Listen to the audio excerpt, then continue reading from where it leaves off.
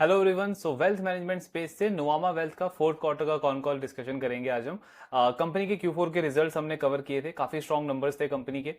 Q4 एक बहुत challenging quarter था पूरे कैपिटल मार्केट के लिए। आप देखोगे आनंद राठी हो या बाकी ब्रोकिंग प्लेयर्स हो या और वेल्थ मैनेजमेंट कंपनीज जो हैं, उनके नंबर्स काफी खराब आए थे। वाई वाई ग्रोथ तो स्टिल आनंद राठी का अच्छा आया था, मोतीलाल ओसवाल का अच्छा आया था, लेकिन सिक्वेंशियली अगर आप देखोगे क्वार्टर ऑन क्वार्टर तो हर एक प्लेयर का नेगेटिव ग्रोथ था। ऐसे क्वार्टर में भी नुवामा के मतलब वाई वाई नंबर्स तो ऑफकोर्स 30% का ग्रोथ इन्होंने रिपोर्ट करा। अगर आप क्वार्टर ऑन क्वार्टर भी देखोगे तो भी ग्रोथ पॉजिटिव है उस कंपनी की इस चैलेंजिंग क्वार्टर के अंदर भी। तो नंबर्स उन्होंने बहुत अच्छे रिपोर्ट करे थे। कॉन कॉल में हमको मेन ये समझना है कि इसकी सस्टेनेबिलिटी क्या है, मैनेजमेंट कितना कॉन्फिडेंट है कि ये परफॉर्मेंस सस्टेन कर सकता है आने वाले क्वार्टर्स के अंदर। नेट इनफ्लो का नंबर क्या वो टारगेट कर रहे हैं FY26 में, ओवरऑल कितना AUM ग्रोथ रह सकता है, रेवेन्यू ग्रोथ कैसी रह सकती है, ये सारी चीजें डिस्कस करेंगे and overall outlook and opportunity समझेंगे नोवामा का। सो नंबर्स ऑफ कोर्स बहुत अच्छे थे कंपनी का। अगर आप एसेट बेस देखोगे, क्लाइंट एसेट जो ये मैनेज करते हैं, उसमें 24% की ग्रोथ है पूरे FY25 में। रेवेन्यू भी कंपनी का पूरे साल में 41% से ग्रो किया है, जिसमें आपको याद होगा Q1 और Q2 दोनों में मोर देन 50% का ग्रोथ था कंपनी के टॉप लाइन के अंदर। सितंबर ऑनवर्ड जब मार्केट में करेक्शन स्टार्ट हुआ तब इनकी भी ग्रोथ घटी, 50% का ग्रोथ 30% पे आ गया। बट स्टिल पूरे इंडस्ट्री में, पूरे वेल्थ मैनेजमेंट इंडस्ट्री में अभी भी सबसे फास्ट पेस पे ग्रो करने वाला प्लेयर है बाकी प्लेयर्स के कंपैरिजन में। Y plus quarter on quarter दोनों लेवल पे नंबर्स काफी अच्छे आ रहे हैं नोवामा के। इनका आरओई पहले कम था बाकी प्लेयर्स के कंपैरिजन में, इस फाइनेंशियल ईयर में कंपनी का आरओई भी 31-32% हो गया है, बिकॉज कॉस्ट टू इनकम में कंसिस्टेंट इंप्रूवमेंट देखने को मिला है। इनका कॉस्ट टू इनकम पहले मोर देन 60% होता था, अब FY25 के एंड में इनका कॉस्ट टू इनकम जो है वो 55% हो गया है। Q4 में ऑफकोर्स थोड़ा सा आपको इंक्रीज दिखेगा 56% के आसपास, बिकॉज ये सीजनली थोड़ा सा हायर एक्सपेंस वाला क्वार्टर रहता है इस कंपनी के लिए, जहां पे ये थोड़ा सा मार्केटिंग पे स्पेंड करते हैं। कुछ इन्वेस्टर्स के लिए इनके कॉन्फ्रेंसेस वगैरह होते हैं, उस पर थोड़ा सा हायर एक्सपेंस होता है। वरना मतलब अगर आप फुल ईयर बेसिस पे देखोगे तो कॉस्ट टू इनकम जो है वो इंप्रूव हुआ है कंपनी का। मैनेजमेंट कह रही है कि FY25 जो है उसको आप दो हाफ में देख सकते हो। फर्स्ट हाफ जो है वो बहुत ही बुलिश था, मार्केट काफी अच्छा चल रहा था, आईपीओ मार्केट में या प्राइमरी या सेकेंडरी मार्केट में काफी अच्छी सप्लाई थी, उसको रिस्पांस भी अच्छा मिल रहा था। सितंबर ऑनवर्ड्स मार्केट की टोनैलिटी चेंज हुई। आरबीआई ने जो उससे लास्ट ईयर जो रिस्ट्रिक्शंस लगाए थे आपके लेंडिंग बिजनेसेस के ऊपर, अनसिक्योर्ड लेंडिंग हो गया, आपका माइक्रो फाइनेंस लेंडिंग हो गया, उसका इंपैक्ट देखने को मिला। जो जनरल इलेक्शंस थे उसकी वजह से गवर्नमेंट ने स्पेंडिंग कम करी, सो उसका इंपैक्ट हमको काफी सारे सेक्टर्स में दिखा, डिमांड घटी, इन्फ्लेशन बढ़ा और आपके एफपीआई की सेलिंग स्टार्ट हो गई। इन सारे फैक्टर्स से आप अगर देखोगे सितंबर से लेकर के फरवरी तक ऑलमोस्ट बहुत स्टीप करेक्शन देखने को मिला मार्केट के अंदर। बट पॉजिटिव चीज क्या है कि लास्ट 2-3 मंथ्स में अगर हम देखें तो थोड़ी स्टेबिलिटी देखने को मिली है। आरबीआई की तरफ से इंटरेस्ट रेट कट किया गया, एक बहुत बड़ा पॉजिटिव है। गवर्नमेंट का भी अगर आप कैपेक्स देखोगे तो वापस से स्टार्ट होता हुआ दिख रहा है काफी सारे सेक्टर्स में, डिमांड धीरे धीरे पिकअप करती हुई दिख रही है, इन्फ्लेशन कम होता हुआ दिख रहा है एंड ओवरऑल अगर आप एफआईआईज की बाइंग भी देखोगे तो उनका भी बाइंग इंटरेस्ट वापस से डेवलप होता हुआ दिखा है मार्केट के अंदर। मैनेजमेंट का कहना है कि अगर ये मोमेंटम जो है वो सस्टेन करता है नेक्स्ट कुछ मंथ्स के लिए तो H1 FY26 हमको एक काफी अच्छा देखने को मिल सकता है। मतलब Q1 plus Q2 of FY26 एक अच्छा पॉजिटिव नोट पे एंड होगा पूरे वेल्थ मैनेजमेंट इंडस्ट्री के लिए। इनके जो मेन बिजनेसेस हैं नुवामा वेल्थ, उसमें कंपनी का कहना है कि तीन चीजों पे मेन फोकस रहा है हमारा। कैपेसिटी एडिशन, दूसरा आपका जो ऑफशोर वाला बिजनेस है उसको और स्केल करना, और तीसरा आपके कॉस्ट टू इनकम को और इंप्रूव करना या फिर और उसको कंट्रोल करना। Q4 में कंपनी कह रही है कि अगर आप हमारा ओवरऑल नेट इनफ्लो देखोगे तो 1400 करोड़ का नेट इनफ्लो आया है कंपनी का MPIS वाले प्रोडक्ट के अंदर जो उनका नुवामा वेल्थ के अंदर आता है, और पूरे साल में 6500 करोड़ का नेट इनफ्लो है। Q4 जो कि काफी चैलेंजिंग एनवायरनमेंट था उसमें भी 1400 करोड़ का जो ये नेट इनफ्लो है इसको मैनेजमेंट काफी पॉजिटिव मान रही है, बिकॉज इसका मतलब है कि जब इतने वर्स्ट टाइम में आपके क्लाइंट से फ्रेश पैसा आ रहा है, वो भी इतने बड़े अमाउंट पे आ रहा है, तो इट मींस कि आने वाले क्वार्टर में भी, आने वाले मंथ्स में भी आई मीन वो जो नेट इनफ्लो है वो सस्टेन करना चाहिए या फिर मार्केट के सेंटीमेंट के अकॉर्डिंग और इंप्रूव होना चाहिए आने वाले मंथ्स के में। इन आई मीन मैनेजमेंट का कहना है कि जो हमारे आरएम्स को हम रिक्रूट कर रहे हैं उनका ट्रेनिंग का जो तरीका होता है उसको हमने चेंज किया है, एआई वगैरह पे इन्होंने इन्वेस्ट किया है। सो कंपनी का कहना है कि इससे हमारा जो 90 से 95% जो रिलेशनशिप मैनेजर्स हैं आज के टाइम पे, उनका ट्रेनिंग का जो प्रोसेस है वो काफी एफिशिएंटली हो रहा है। पहले मतलब मैनुअल प्रोसेस थोड़ा सा ज्यादा होता था, अब एआई के थ्रू वो फिक्शनल क्लाइंट्स में मतलब फिक्शनल क्लाइंट्स के साथ में वो डील कर रहे हैं और रियल टाइम उनको फीडबैक मिल रहा है, जिससे उनका जो ये जो पूरा ट्रेनिंग का प्रोसेस होता है वो काफी फास्ट भी अब कंप्लीट हो रहा है। देन नुआमा प्राइवेट वाले बिजनेस में टोटल पूरे साल में कंपनी ने जो आरएम बेस है इनका उसका 10% और ऐड किया, हायरिंग वगैरह काफी ज्यादा करी है कंपनी ने। ऑफशोर में इन्होंने दुबई और सिंगापुर में मतलब एक्सपेंशन स्टार्ट कर दिया है। सिंगापुर में अभी कंपनी एक्टिवली एक्सपैंड नहीं कर रही है बिकॉज वो थोड़ा सा हाई कॉस्ट मार्केट है।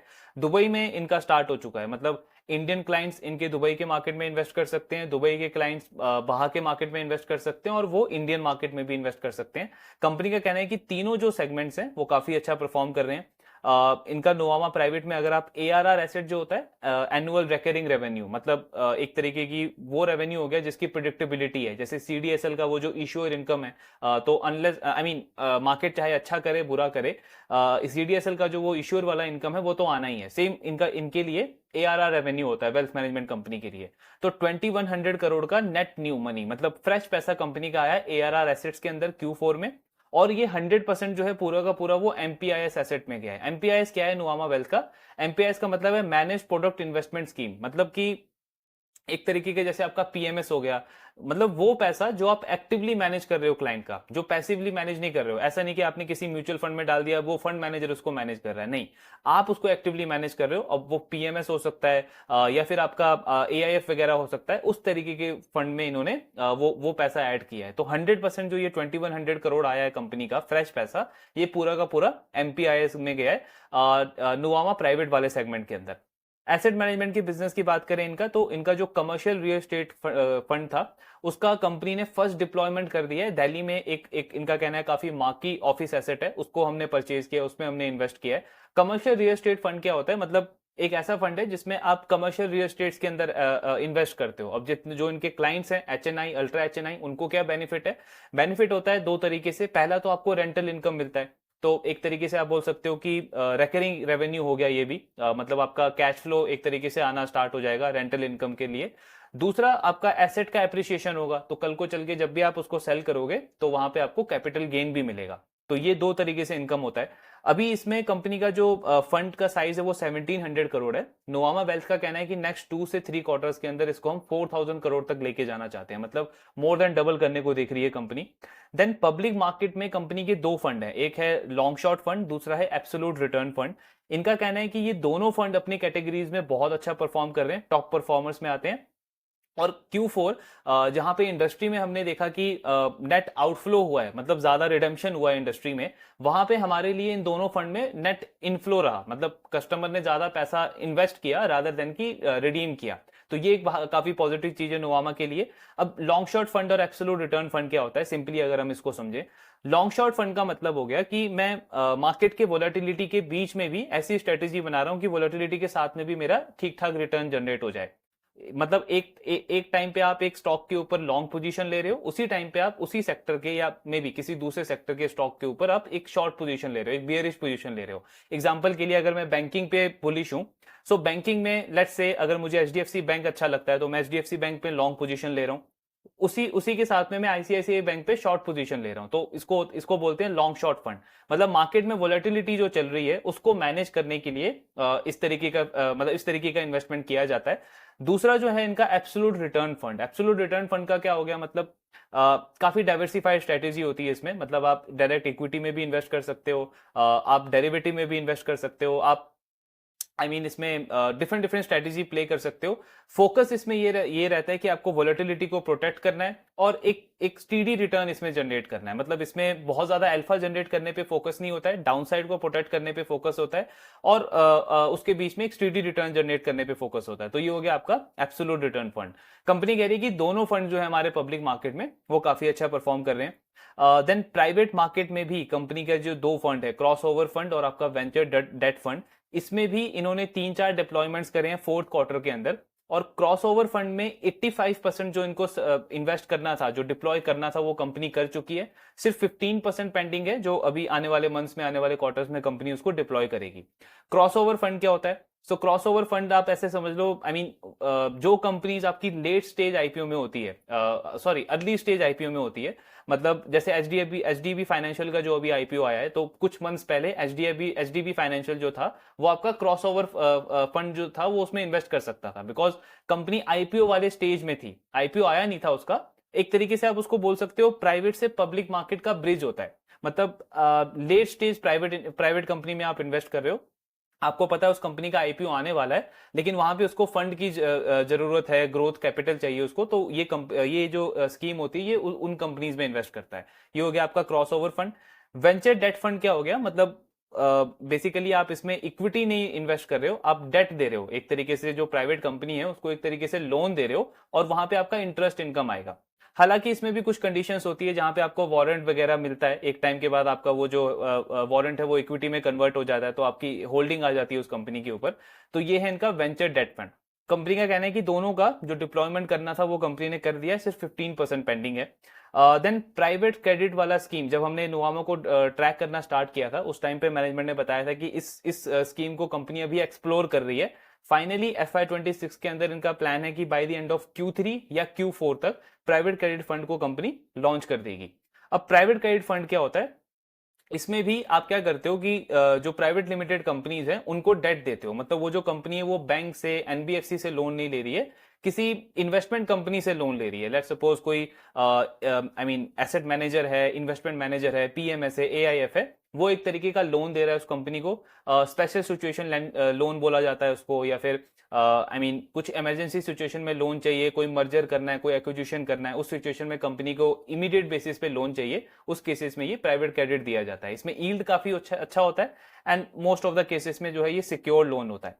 सो कंपनी ये वाला स्कीम भी लॉन्च कर रही है Q3 Q4 तक। तो मतलब आप देखो जो कंपनी के एग्जिस्टिंग प्रोडक्ट्स हैं, एग्जिस्टिंग स्कीम्स हैं, उनका फ्लो काफी अच्छा चल रहा है। At the same time company काफी बुलिश लग रही है अपने जो इनका वो जो कमर्शियल रियल एस्टेट का फंड है उसके ग्रोथ को लेकर के, और ये नया वाला स्कीम भी कंपनी लॉन्च करने के लिए कॉन्फिडेंट है कि Q3 Q4 तक इसमें भी हमें जो फंड इकट्ठा करना होगा वो हम कर लेंगे, लेकिन इसका ग्रोथ ऑफकोर्स FY27 में जाके आएगा।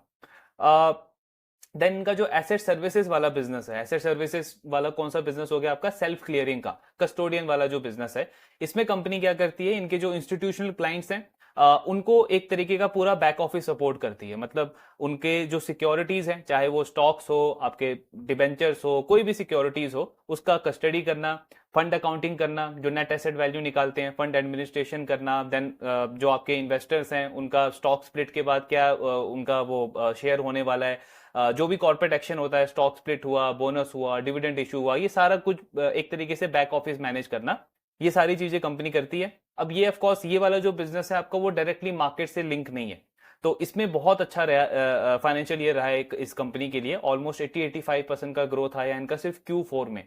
तो Q4 में कंपनी का टोटल रेवेन्यू ग्रोथ है 30%, जिसमें इस पर्टिकुलर सेगमेंट का एक बहुत बड़ा कंट्रीब्यूशन रहा है। बिकॉज अगर आप इसको एक्सक्लूड कर दो तो इनके जो बाकी के सेगमेंट्स है, नुवामा वेल्थ का या ओवरऑल कैपिटल मार्केट का, उसका थोड़ा सा एवरेज ग्रोथ था। नुवामा वेल्थ बिजनेस इनका 20-25% पे ग्रो किया, और जो कैपिटल मार्केट पहले के क्वार्टर्स में ऑलमोस्ट 80-90% पे ग्रो करता था, इस क्वार्टर में सिर्फ 16% का ग्रोथ आया। तो मेनली एसेट सर्विसेज वाला बिजनेस ही है जिसने नुवामा वेल्थ के बिजनेस को एक एडिशनल सपोर्ट प्रोवाइड किया इतने चैलेंजिंग क्वार्टर के अंदर। तो ये काफी अच्छा गया कंपनी के लिए। इनका कहना है 20 से 22% का हमारा इंक्रीमेंटल मार्केट शेयर है। एंड जैसे जैसे FNO की जो ये अनसर्टेनिटी है उसके रेगुलेशंस को लेकर के, वो जैसे जैसे हटती जा रही है, लोग थोड़ा सा, हमारे जो क्लाइंट्स है वो थोड़ा सा कॉन्फिडेंट फील कर रहे हैं। सो इसमें और मोमेंटम हम एक्सपेक्ट कर रहे हैं आने वाले क्वार्टर्स के अंदर। देन इनका कैपिटल मार्केट में दो बिजनेस है, एक तो इंस्टीट्यूशनल लिक्विडिटी का है। इंस्टीट्यूशनल लिक्विडिटी में आप क्या करते हो, जो आपके इंस्टीट्यूशन क्लाइंट्स हैं उनको सारा रिसर्च प्रोवाइड करते हो। मतलब हर एक कंपनी का एक यूनिवर्स होता है। कुछ कंपनीज होती है वो 200 कंपनीज को ट्रैक करती है, कुछ कंपनीज होती है वो 300 स्टॉक्स को ट्रैक करते हैं। सो उन ट्रैकिंग यूनिवर्स का ये पूरा जितना भी उस बिजनेस का अपडेट होता है, इंडस्ट्री का अपडेट होता है, वो अपने इंस्टीट्यूशन क्लाइंट्स को प्रोवाइड करते हैं। उनको ट्रेड एग्जीक्यूशन में हेल्प करते हैं, किसी कंपनी के मैनेजमेंट के साथ में उनको मीटिंग करनी है उसमें हेल्प करते हैं, बल्क डील करनी है उसमें हेल्प करते हैं, ब्लॉक डील करनी है उसमें हेल्प करते हैं। ये सारी चीजें होती हैं इंस्टीट्यूशनल इक्विटी वाले बिजनेस में। अब ये बिजनेस ऑफ कोर्स इंपैक्ट हुआ है इनका Q4 के अंदर। इसके साथ में जो उनका दूसरा बिजनेस है इन्वेस्टमेंट बैंकिंग का, वो तो प्योरली आपका मार्केट ड्रिवन है। आईपीओ कितना आएगा, QIP कितना होगा, FPO हो रहा है, OFS हो रहा है, किसी प्रोमोटर को स्टेक सेल करना है, या कोई मर्जर एक्विजिशन का डील है, ये सारी चीजें होंगी तभी आपका इन्वेस्टमेंट बैंकिंग का बिजनेस चलेगा। अभी ऑफकोर्स लास्ट 6-7 मंथ से इतना अच्छा मोमेंटम नहीं है, तो फाइनली Q4 में इनके भी इस बिजनेस पे इंपैक्ट पड़ा है एंड सिर्फ 16% का ग्रोथ देखने को मिला है। तो मेन वही है, एसेट सर्विसेज बिजनेस ने ही इनके ग्रोथ को एक तरीके से ड्राइव किया फोर्थ क्वार्टर के अंदर। देन इनका कॉस्ट टू इनकम वगैरह देखें तो बहुत अच्छा इंप्रूव हुआ है, 60% से 56% पे आ गया Q4 में, और फुल ईयर में 55% का कॉस्ट टू इनकम था। नाउ सबसे इंपॉर्टेंट आता है अब आगे कि इनका एसेट सर्विसेज वाला बिजनेस भी अगर हम देखते हैं तो उसमें टोटल एसेट साइज इंक्रीज नहीं हुआ इतने हाई पेस पे, स्टिल कंपनी का रेवेन्यू इंक्रीज हुआ है। तो मेन रीजन उसका क्या है, मैनेजमेंट कह रहा है दो तीन रीजन है। पहला तो क्लाइंट एक्विजिशन बहुत अच्छा रहा है हमारा फोर्थ क्वार्टर के अंदर। तो एक तो हमने नए क्लाइंट्स को ऑनबोर्ड किया है, दूसरा नए क्लाइंट्स प्लस एग्जिस्टिंग क्लाइंट्स के पास में जो कैश की होल्डिंग थी वो काफी ज्यादा था, मतलब फ्लोट बोलते हैं उसको। तो आइडल कैश उनके पास काफी ज्यादा पड़ा था, उसको ऑफकोर्स आप सिक्योरिटीज में, लिक्विड फंड्स में इन्वेस्ट करते हो, तो वहां से कंपनी का ज्यादा रिटर्न बना, तो वो एक बड़ा रीजन है। दूसरा, लास्ट कॉन कॉल में इनकी मैनेजमेंट ने बताया था कि जो इनके नुवामा वेल्थ के जो क्लाइंट्स हैं, जो HNI क्लाइंट्स हैं, उनको जो सेल्फ क्लियरिंग की सर्विस चाहिए होती थी पहले, वो इनको एसेट सर्विसेज की टीम प्रोवाइड करती थी। तो मतलब दो अलग अलग डिपार्टमेंट से टीम को कनेक्ट होना पड़ रहा है, तो उसमें इनएफिशिएंसी ज्यादा क्रिएट होती थी। इसीलिए लास्ट क्वार्टर में मैनेजमेंट ने क्या किया कि सेल्फ क्लियरिंग का बिजनेस जो है वो शिफ्ट कर दिया वेल्थ मैनेजमेंट वाले बिजनेस को। मतलब कि वेल्थ मैनेजमेंट के क्लाइंट को अगर किसी को सेल्फ क्लियरिंग सर्विस चाहिए तो उसको वेल्थ मैनेजमेंट की टीम ही प्रोवाइड करेगी। इससे इनका कहना है कि हमारे अपने एसेट सर्विसेज बिजनेस का जो एफिशिएंसी है वो इंप्रूव हुआ, एंड यील्ड में इंप्रूवमेंट देखने को मिला, 2% के आसपास का यील्ड आ गया कंपनी का। सो ये दो तीन रीजन है जिसकी वजह से ग्रोथ अच्छी रही है एसेट सर्विसेज बिजनेस की। Then cost to income company का अगर आप सिर्फ वेल्थ बिजनेस का देखोगे, कंसोल लेवल पे नहीं, सिर्फ वेल्थ का, जिसमें नुवामा वेल्थ और नुवामा प्राइवेट ये दोनों बिजनेस आते हैं, तो इनका कॉस्ट टू इनकम अभी भी एलिवेटेड दिखेगा आपको, 66% 67% के आसपास। मैनेजमेंट का कहना है कि अगर हम आज चाहें तो इस कॉस्ट टू इनकम को इंप्रूव करके 63 64% पे कर सकते हैं। हमें सिर्फ इतना करना है कि जो एग्रेसिव हायरिंग हम कर रहे हैं, मतलब अपनी कैपेसिटी को एक्सपैंड कर रहे हैं। कैपेसिटी एक्सपैंड करना इस बिजनेस मॉडल में क्या होता है कि आप ज्यादा हायरिंग करते हो। ये कोई मैन्युफैक्चरिंग कंपनी तो है नहीं कि आपको प्लांट लगाना है, मशीनरी वगैरह लगाना है। आप कैसे कैपेसिटी एक्सपैंड करते हो, आप RM बेस इंक्रीज करते हो। जितने ज्यादा रिलेशनशिप मैनेजर्स होंगे उतनी ज्यादा आपकी बैंडविड्थ बढ़ेगी और उतने ज्यादा नंबर ऑफ क्लाइंट आप मैनेज कर पाओगे।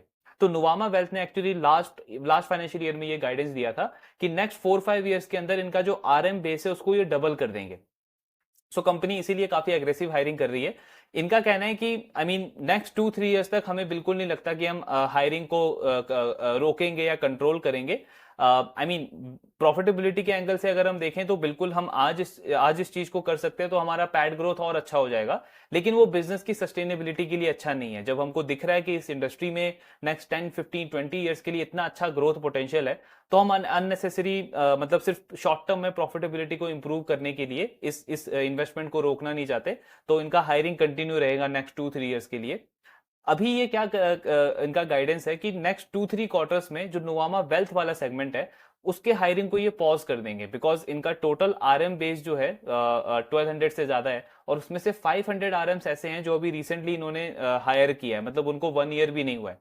तो कंपनी कह रही है कि उनके प्रोडक्टिविटी को इंप्रूव करने पे हमारा फोकस रहेगा 2-3 क्वार्टर्स तक। तो इसलिए 2-3 क्वार्टर तक, मतलब 6 से 9 मंथ्स तक कंपनी कह रही है कि हायरिंग को हम पॉज करेंगे, उसके बाद दोबारा से हायरिंग को रीस्टार्ट कर देंगे।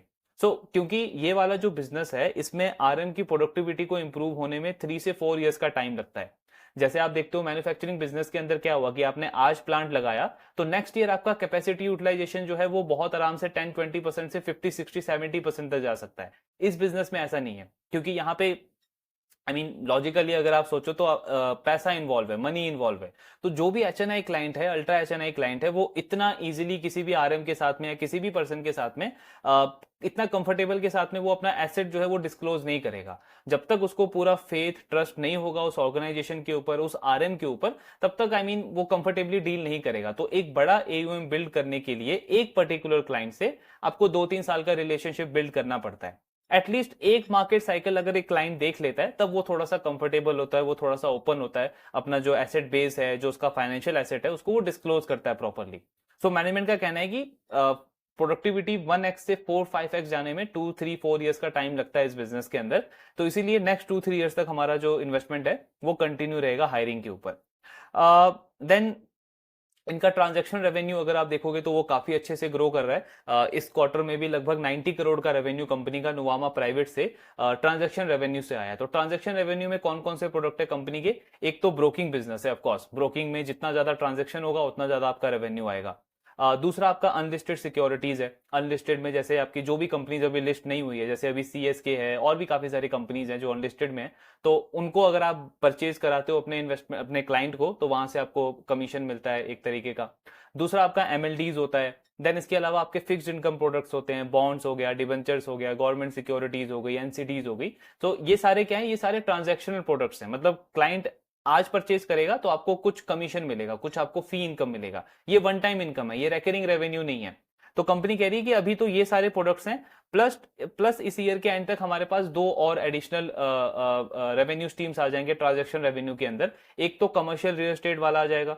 तो कमर्शियल रियल एस्टेट वाले फंड को ये क्या करेंगे, जो आपके फैमिली ऑफिसेस होते हैं, अल्ट्रा एचएनआई होते हैं, उनको ये ऑफर करेंगे कि वो इसमें को इन्वेस्ट करे। तो आज पूरा 100% इन्वेस्टमेंट जो है वो नुवामा का है, कल को उसमें 10% 20% इन्वेस्टमेंट वो कंपनी करेगी। मतलब कोई फैमिली ऑफिस करेगा, कोई अल्ट्रा अल्ट्रा एचएनआई करेगा, तो इनका 10-20% स्टेक कम हो जाएगा, ये स्टेक सेल करेंगे, तो वहां से ट्रांजेक्शन रेवेन्यू आएगा। सिमिलरली जो इनका प्राइवेट क्रेडिट वाला फंड है, उसको कंपनी किसी बैंक को या एनबीएफसी को सेल करेगी, एक तरीके से को लेंडिंग हो गया। सो वहां पे भी इनको कमीशन मिलेगा, ट्रांजैक्शन रेवेन्यू आएगा। तो मतलब ट्रांजैक्शन रेवेन्यू स्ट्रीम जो है कंपनी कह रही है वो और इंक्रीज हो जाएगा by the end of FY26। So quarter on quarter ये नंबर फ्लक्चुएट करेगा, लेकिन फुल ईयर बेसिस पे इनका कहना है कि 40 से 50% जो हमारा रेवेन्यू है वो ट्रांजैक्शन रेवेन्यू से आएगा, मतलब ट्रांजैक्शन प्रोडक्ट से आएगा।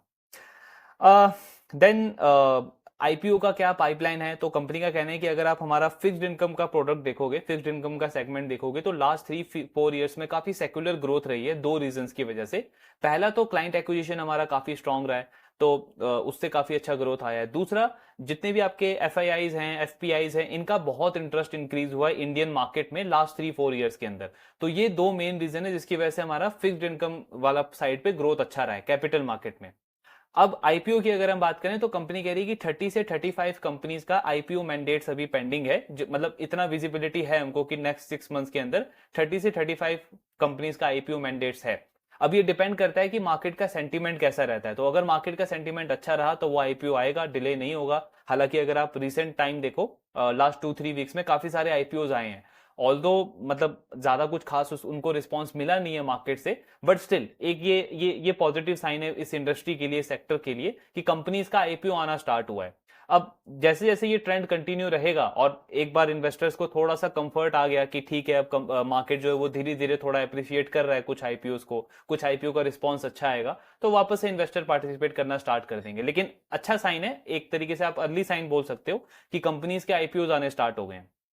दूसरा, नुवामा क्या कर रहा है, नॉन ईसीएम वाले साइड पे भी इनके 10 से 5 मैंडेट्स पड़े हुए हैं, एडवाइजरी मैंडेट्स। अब नॉन ईसीएम क्या होता है, non equity capital market. IPO वाला तो हो गया कि जिस कंपनी को फंड रेजिंग करनी है, कोई क्यूआईपी के थ्रू करेगा, कोई ओएफएस के थ्रू करेगा। नॉन ईसीएम एडवाइज हो गया, मतलब किसी कंपनी को इक्विटी स्टेक सेल नहीं करना है, मे बी कोई कंपनी को रीस्ट्रक्चर करना है, किसी कॉर्पोरेट को, कोई मर्जर का डील है, कोई एक्विजिशन का डील है, वो हो गया आपका नॉन ईसीएम वाले साइड पे। तो उस साइड पे भी 10 से 15 कंपनी के पास में मैंडेट्स पड़े हुए हैं। तो मतलब डील की पाइपलाइन तो है, अब डिपेंड करता है कि इसका एग्जीक्यूशन कैसा रहता है आने वाले मंथ्स के अंदर। देन इनका जो एसेट सर्विसेज का बिजनेस है उसमें मैनेजमेंट खुद कह रहा है कि ये साल तो एक तरीके से एक्सेप्शनल था, 80-85% का ग्रोथ आया उसके अंदर। हम सेम ऐसा एक्सपेक्ट नहीं कर रहे हैं FY26 के अंदर भी, बट स्टिल हम कॉन्फिडेंट है कि इसका ग्रोथ अच्छा रहेगा। क्यों रहेगा, बिकॉज जो Q4 है उसमें वो सबसे वर्स्ट क्वार्टर था एक तरीके से, क्योंकि F&O का जो रेगुलेशन की वजह से जो चेंजेस हुई थी, वॉल्यूम घट गया पूरी तरीके से, उसके बाद भी हमने इतना अच्छा नंबर रिपोर्ट किया। अब धीरे धीरे जो सेबी डिस्कशन चल रहा है सेबी का कि कुछ वो रिस्ट्रिक्शंस को हटाएगा, लिमिट को इंक्रीज करेगा, तो ये सारी चीजें काफी पॉजिटिव हैं। एंड इससे जो क्लाइंट्स हमारे ऑन बोर्ड होने वाले थे बट अभी वो वेट एंड वॉच वाले मोड पे थे, अब वो दोबारा से उन्होंने इंटरेस्ट लेना स्टार्ट कर दिया है। तो मतलब आने वाले क्वार्टर्स में नया क्लाइंट एक्विजिशन भी बढ़ेगा और ये जो एसेट सर्विसेज का बिजनेस है इसका ग्रोथ अच्छा रहेगा। मे बी 80-85% ना रहे, बट स्टिल कंपनी एक अच्छा ग्रोथ इससे एक्सपेक्ट कर रही है। देन एमपीआईएस का फ्लो काफी अच्छा है ऑफकोर्स, और 30% से इसका फ्लो इंक्रीज हुआ है पूरे साल पे, तो इसको लेकर के मैनेजमेंट काफी कॉन्फिडेंट है। एट्रीशन अगर हम देखें तो क्लाइंट वाले लेवल पे कंपनी का जो एट्रीशन है वो 0 रहा है। प्लस आरएम वाले पार्ट पे भी इनका कहना है कि जो नुवामा प्राइवेट का सेगमेंट है उसमें तो 0 रिग्रेट एट्रीशन रहा है। मतलब कोई भी आरएम हमारा, ऐसा आरएम जो हमारे लिए इंपॉर्टेंट हो, वो छोड़ के नहीं गया है, उसने दूसरी कंपनी ज्वाइन नहीं करी है, हमारे ऑर्गेनाइजेशन को छोड़ा नहीं है, तो ऐसा कोई केस नहीं हुआ है। इसलिए नहीं हुआ है बिकॉज वो आरएम के लिए डिसएडवांटेज है, क्योंकि वही पॉइंट आ जाता है कि आपको एक क्लाइंट के साथ में रिलेशनशिप बिल्ड करने में 3 से 4 साल का टाइम लगता है। ऐसे में अगर आप एक जगह पे एक ऑर्गेनाइजेशन में 1-2 साल का टाइम दे देते हो और उसके बाद आप स्विच करते हो दूसरी ऑर्गेनाइजेशन में, तो ये आपके लिए लॉस है, बिकॉज आपको अपने रिलेशनशिप को वापस से जीरो से स्टार्ट करना पड़ेगा उस नई ऑर्गेनाइजेशन में, क्योंकि ये जो पुराना वाला क्लाइंट है ये आपके साथ में नहीं जाएगा, बिकॉज अभी वो आपके साथ में कंफर्टेबल नहीं हुआ है। सो जब तक 3-4 साल नहीं हो जाते हैं एक आरएम को, तब तक अगर वो मतलब स्विच करता है कंपनी, तो वो उसके लिए बेनिफिशियल नहीं है, उसका डिसएडवांटेज है। इसीलिए कंपनी का कहना है कि नुवामा प्राइवेट में तो हमारा जीरो एट्रिशन है। जो नुवामा वेल्थ वाला बिजनेस है इनका, उसमें टॉप जो 300-350 आरएम से उसमें से 3 से 4 आरएम ने मतलब 3 से 4 आरएम का एट्रिशन हुआ है।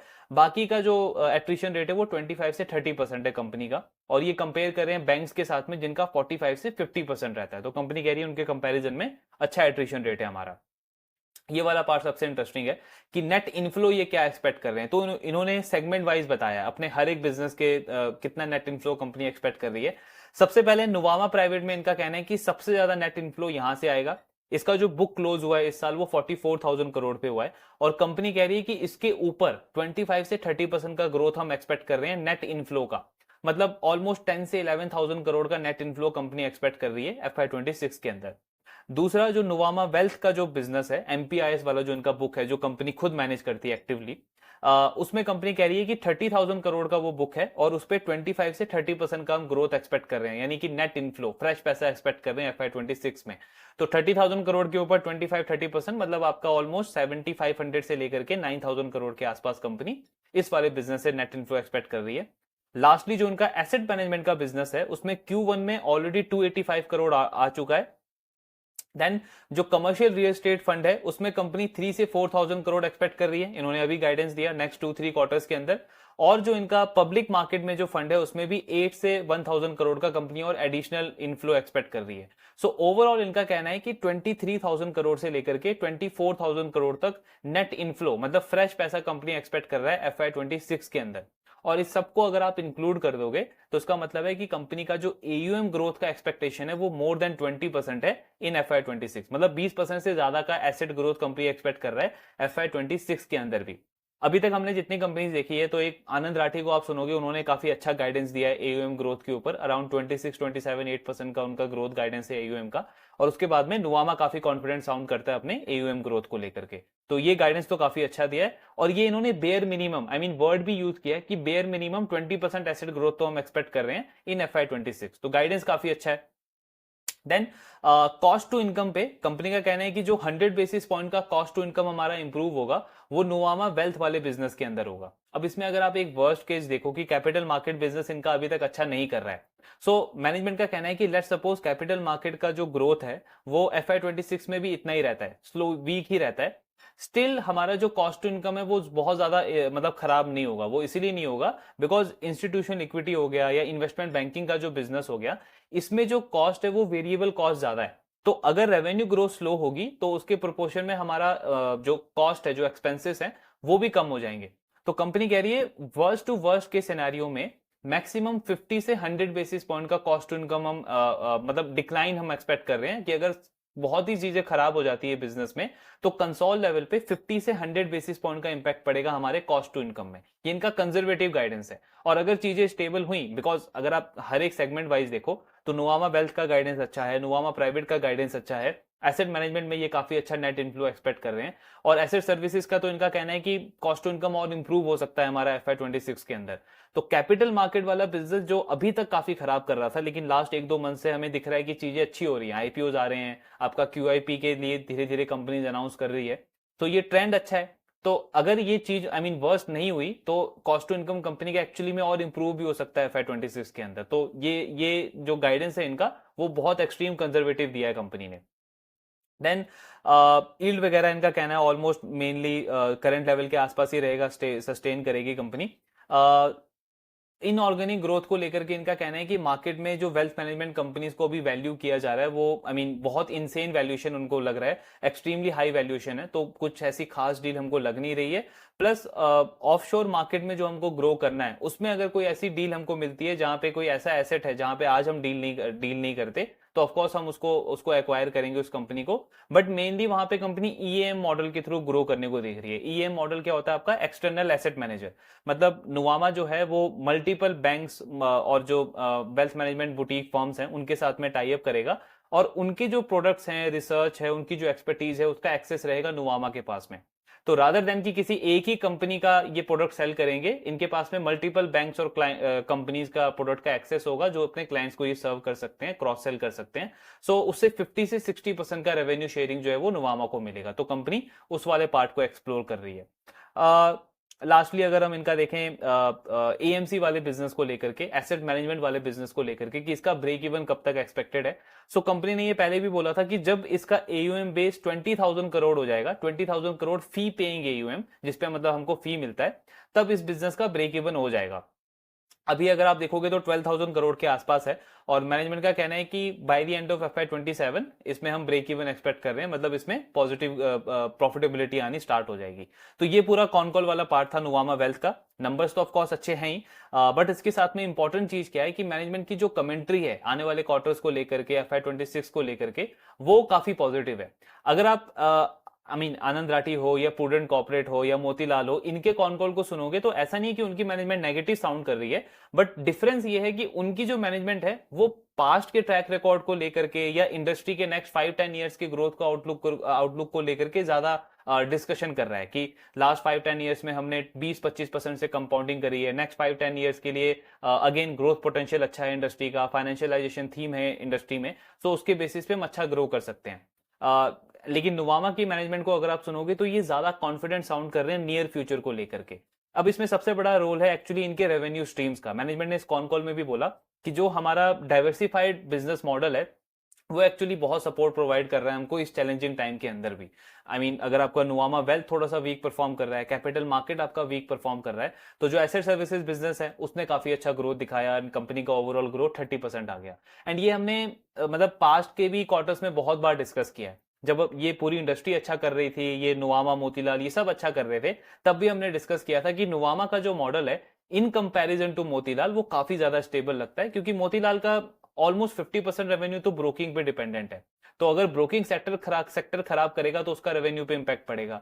दूसरा जो उनका ट्रेजरी इनकम वाला जो सेगमेंट है उससे प्रॉफिटेबिलिटी पे बहुत डेंट पड़ेगा जब इस तरीके का मार्केट होगा। ऑफकोर्स जब मार्केट का सेंटीमेंट चेंज होगा तो ये उनके लिए पॉजिटिव भी होगा, लेकिन इस तरीके के मार्केट में उनके प्रॉफिटेबिलिटी पे काफी नेगेटिव साइन देखने को मिल सकता है, जो कंपनी पे अभी दिख भी रहा है।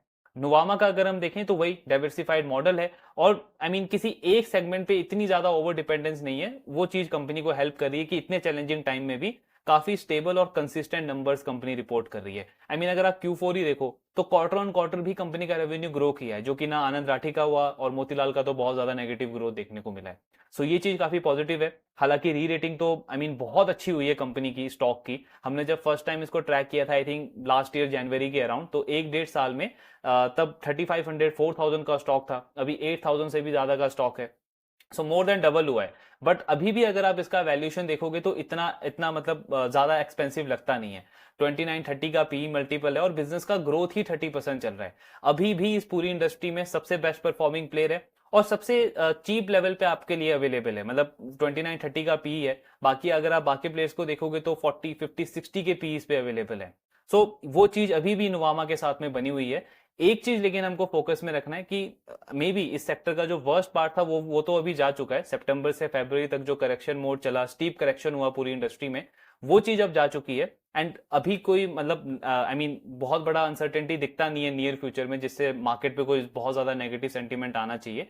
सो मे बी वर्स्ट पार्ट तो जा चुका है, लेकिन वो जो मोमेंटम हम देखते थे कैपिटल मार्केट में 7-8 मंथ्स पहले, मे बी उसको आने में थोड़ा सा टाइम लगेगा। बट ऑफ कोर्स अगर धीरे धीरे आईपीओ का फ्लो आता रहा, मार्केट थोड़ा सा स्टेबल रहा, तो सारा खेल तो वही है, डर और आपका लालच का खेल है। सो अभी लोग जो हैं वो थोड़ा सा ज्यादा डरे हुए थे, धीरे धीरे वो चीज नॉर्मलाइज होती जा रही है। जैसे जैसे सेंटीमेंट इंप्रूव होगा वापस से मोमेंटम हमको वो देखने को मिलेगा।